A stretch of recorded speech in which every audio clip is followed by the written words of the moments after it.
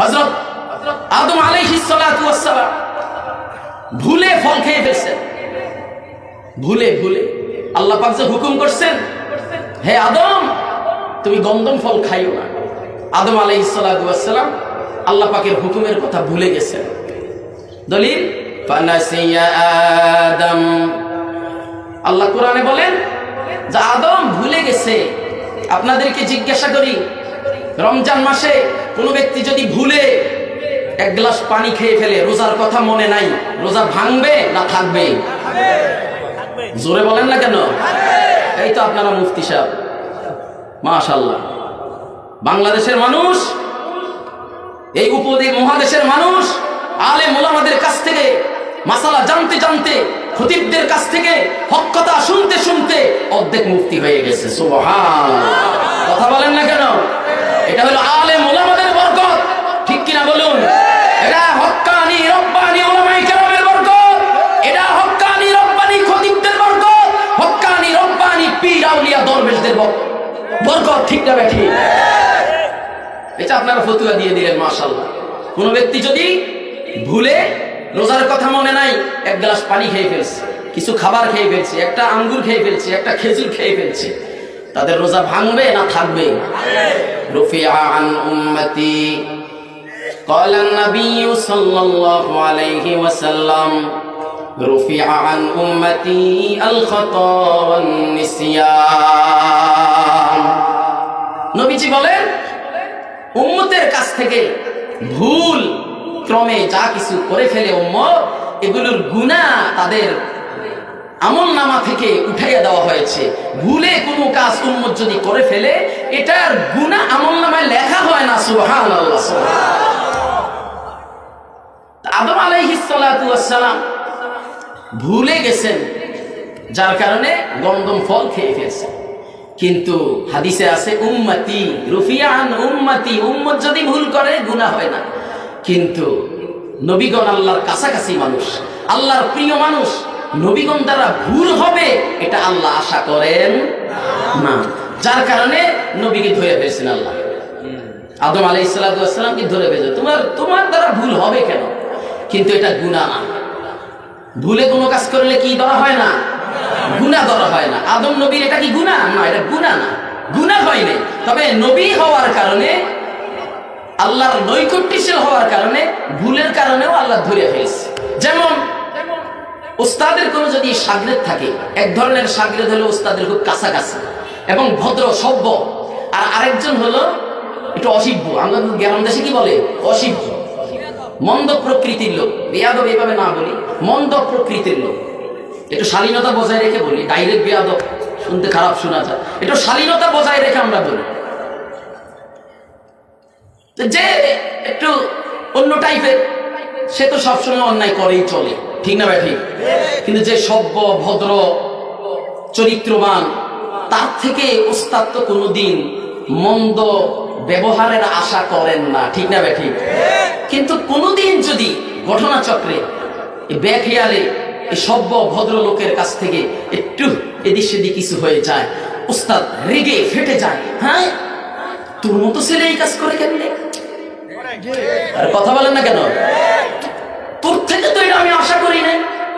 আর ও না মন্দ প্রকৃতির ছেলে, ও করতেই পারে, তুই করলে কিভাবে?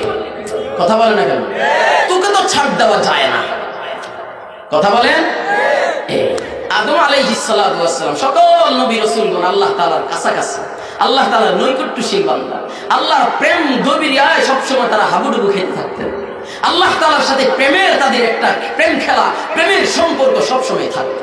এর ভিতর দিয়ে আবার আদম আলাইহিস সালাতু ওয়াস সালামের পক্ষ থেকে কিভাবে ভুলক্রমে কাজটা হয়ে গেল, এটা আল্লাহ তাআলা মানতে পারতেছেন না। তোমার দ্বারা এটা কিভাবে হলো? যার কারণে আদম আলাইহিস সালাতু ওয়াস সালামকে আল্লাহ তাআলা ধমক দিয়েছেন। তোমার থেকে তো আমি এটা আশা করতে পারি না। যাক, লম্বা চড়া আলোচনা, সেদিকে যাওয়ার সময় নেই। আদম আলাইহিস সালাতু ওয়াস সালাম এবার বেকার হয়ে গেছে। আমি ভুল করেছি, আমি ভুল করেছি, আমি ভুল করেছি, আল্লাহ আমি ভুল করেছি। আল্লাহ পাক রব্বুল আলামিন আদম আলাইহিস সালাতু ওয়াস সালামকে দুনিয়াতে পাঠিয়ে দিলেন জান্নাত থেকে শ্রীলঙ্কায়। আর ওনার স্ত্রী হাওয়া আলাইহিস সালাতু ওয়াস সালাম, আমাদের আদিমাতা, ওনাকে পাঠাইছেন জিদ্দায়। চিনেন তো আপনারা জিদ্দা? হাসি সাহেবরা গেছেন না জিদ্দা?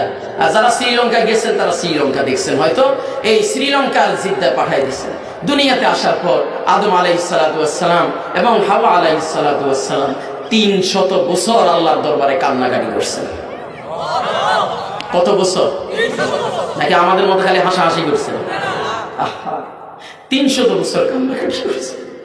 আদম আলাইহিস সালাতু ওয়াস সালাম 300 বছর কান্নাকাটি করছেন। আল্লাহ তাআলা ওনার অন্তরের ভিতরে ঢেলে দিয়েছেন। ফাতালাক্কা আদম মির রাব্বিহি কালিমাতিন ফাতাবা আলাইহি ইন্নাহু হুয়াত তাওয়াবুর রহিম। আদম আলাইহিস সালাতু ওয়াস সালাম কান্নাকাটি করতেছেন। আল্লাহ তাআলা ওনার দিলের ভিতরে কিছু কালেমা, কিছু শব্দ, কিছু বাক্য ওনার অন্তরে আল্লাহ তাআলা ঢেলে দিয়েছেন। আর আল্লাহ তাআলা মৌনভাবে তার অন্তরের ভিতরে ঢেলে দিয়ে হুকুম করছেন, হে আদম, তুমি এই কথাগুলো বলতে বলতে আমার কাছে কান্নাকাটি করো, এই কথাগুলো বলে বলে আমার কাছে মাপ চাও, এই কথাগুলো বলে বলে আমার কাছে দোয়া করতে থাকো। কথাগুলো কি? অন্য আয়াতে আল্লাহ বলেন, ক্বালা রব্বানা যালামনা আনফুসানা ওয়া ইল্লাম তাগফির লানা ওয়া তারহামনা লানাকুনান্না মিনাল খাসিরিন। রব্বানা যালামনা আনফুসানা ওয়া ইল্লাম তাগফির লানা ওয়া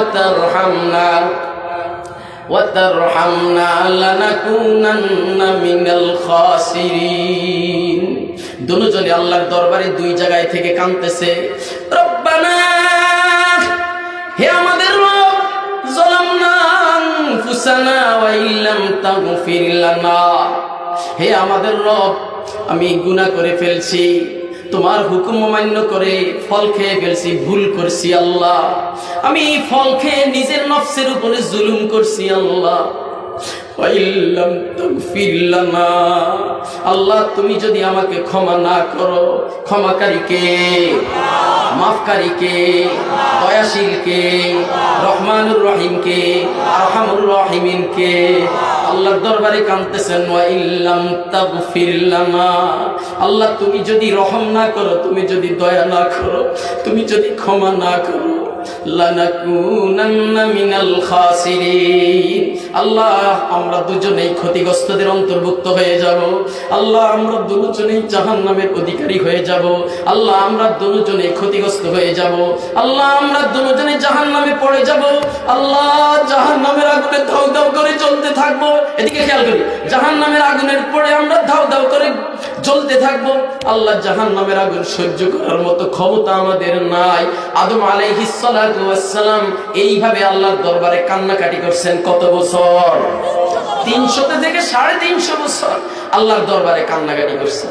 আহা, আর আমরা খালি হাসি, হাটে হাসি, বাজারে হাসি, দোকানে হাসি, হোটেলের ভিতরে হাসি, দাদা দাদুর সাথে গল্প করে হাসি, আর আল্লাহর গজব মাহফিলে আইসাও হাসি। কথা কয় না? আল্লাহর গজব মাহফিলে আইসাও হাসি। কবরের পাশে দাঁড়াইয়াও হাসি, কবরের পাশে দাঁড়াইয়াও আমরা হাসি। নাউযুবিল্লাহি।